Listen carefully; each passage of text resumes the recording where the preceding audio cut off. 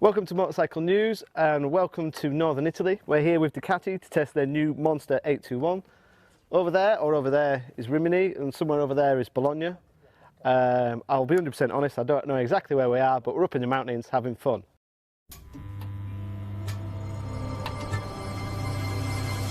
Back in 2014, Ducati invited me to Bologna to ride their then new 821. And now we're into 2018 model, and we're back again to ride the new 821. Not a huge amount has changed, I'll be perfectly honest. The styling has changed, the tank is a little slimmer, it's a litre less, the till unit is slimmer and neater. The foot peg assembly has all changed. It used to be one kind of cast main unit, which was a bit of a criticism on the 1200 and the 821 because Hio kept hitting it, so they've changed that, moved that. The end can is slightly longer. That makes it more compliant for Euro 4. At the start of 2017, they did make the 821 Euro 4 by changing the length of the muffler and changing the fueling. The big difference is the full colour TFT dash. So when you go through your different modes, you have a different display. So it feels like you've got 3 different bikes every time you change.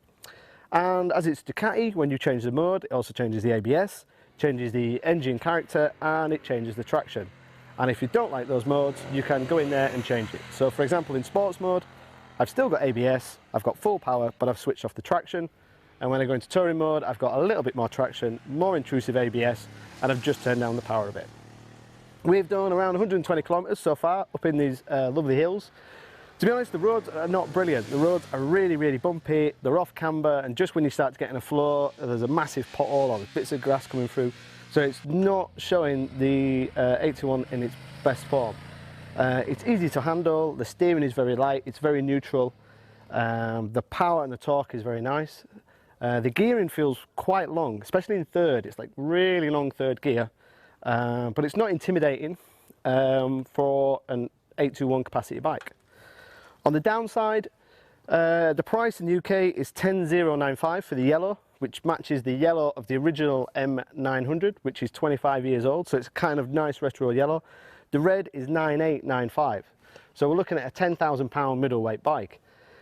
When ridden in isolation, it's difficult to not use words like character and soul, because we're here in northern Italy riding a beautiful Ducati.